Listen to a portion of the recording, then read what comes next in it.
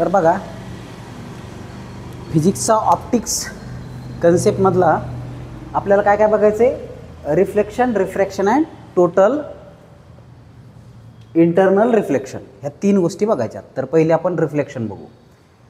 तर आपल्याला माहिती आहे, जर काच असेल तर काचेवरून काय होतोय? प्रकाश परावर्तित होतो. तर त्या प्रोसेसला आपण रिफ्लेक्शन म्हणतो. Property of light to bounce back in same medium. Okay, तर प्रकाश असा येतो आणि अशा पद्धतीने त्याच मीडियममध्ये रिफ्लेक्ट होतो, बाउन्स बॅक होतो. त्या प्रोसेसला आपण काय म्हणतो? रिफ्लेक्शन असं म्हणतो. तर बघा, so this is incident ray, this is reflecting surface like mirror. Incident ray is strike on mirror and then reflected. Okay, it is in same medium. Okay, the law of reflection काय म्हणतात? Angle of incident and angle of reflection are equal. तर incident angle आणि reflection angle हे कशा असतात? Same असतात. Okay, त्याच्यानंतर काय? incident ray, reflected ray and normal are lies in same plane. तर तिन्ही हे सेम प्लेनमध्ये असतात, हे लक्षात घ्या. तर तुम्ही बघितलं असेल या टाईपचं की आरसा बघा, आपण ज्यावेळेस बाईक चालवताना किंवा 4 व्हीलर चालवताना आपण अशा पद्धतीने आरसा सेट करतो की आपण त्या आरशामध्ये बघितल्याच्यानंतर आपल्याला रस्ता व्यवस्थित दिसेल या पद्धतीने. तर इन्सिडंट रे आणि रिफ्लेक्टेड रे हे एकाच प्लेनमध्ये असतात आणि इन्सिडंट रेचा angle with respect to normal आणि रिफ्लेक्टेड रेचा angle with respect to normal हे सेम असतात. Okay, so this is reflection. त्याच्यानंतर नेक्स्ट आहे रिफ्रॅक्शन. आता रिफ्रॅक्शनमध्ये काय की तुम्ही बघितलं असेल की काय होतं, आपण ज्यावेळेस एखादी काठी किंवा एखादी स्टिक पाण्यामध्ये टाकतो तर ती अशी वाकडी झाल्यासारखी दिसते, बरोबर आहे? अशी वाकलेली दिसते. त्याचं कारण का?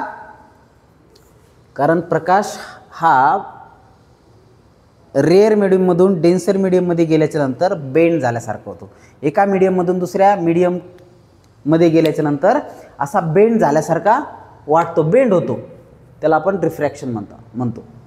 So refraction it is a property of light to change its path direction. That means it bend when it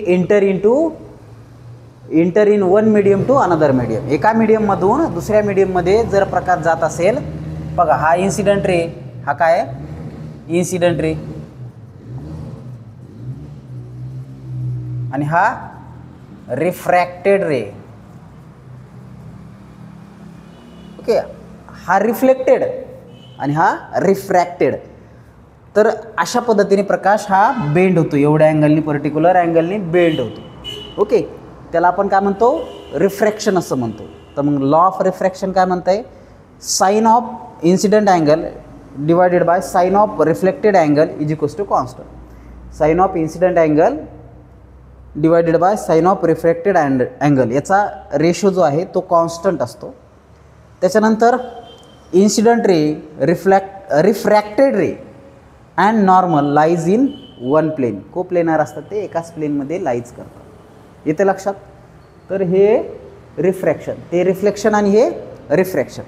आता नवीन एक कन्सेप्ट आहे अजून, total internal reflection. Total internal reflection काय म्हणतंय की बघा, if light is travel from higher refractive index to lower refractive index, light is transfer from higher refractive index to the lower refractive index if angle of incident is greater than critical angle. If angle of incident is greater than critical angle, theta c म्हणू आपण, critical angle, then only reflection is there. Okay, then only reflection take place.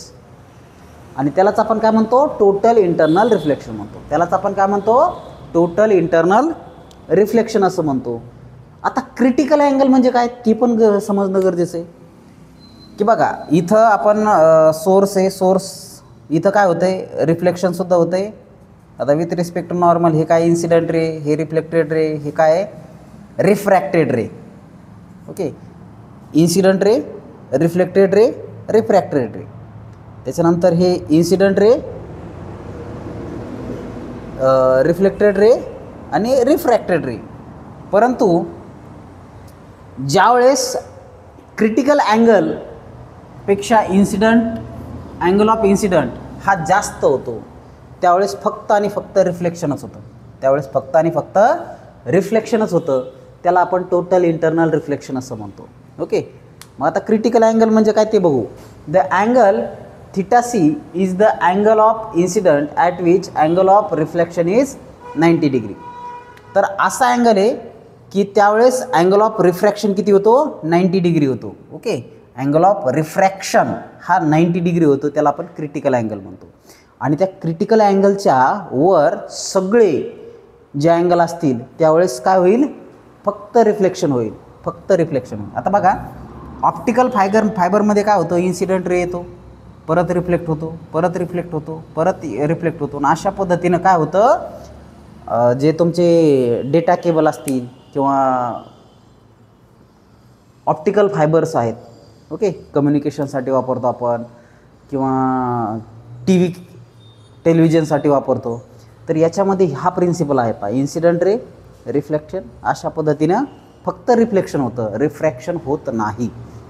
म्हणजे भरे ते काचेचे दिसतात परंतु refraction होतच नाही, कारण त्याच्यामध्ये angle of incident is more than critical angle असतो. म्हणून त्याचं फक्त काय होतं, टोटल इंटरनल रिफ्लेक्शनच होतं. आणि ऑप्टिकल फायबरमधून अशा पद्धतीने डेटा ट्रान्समिट होतो.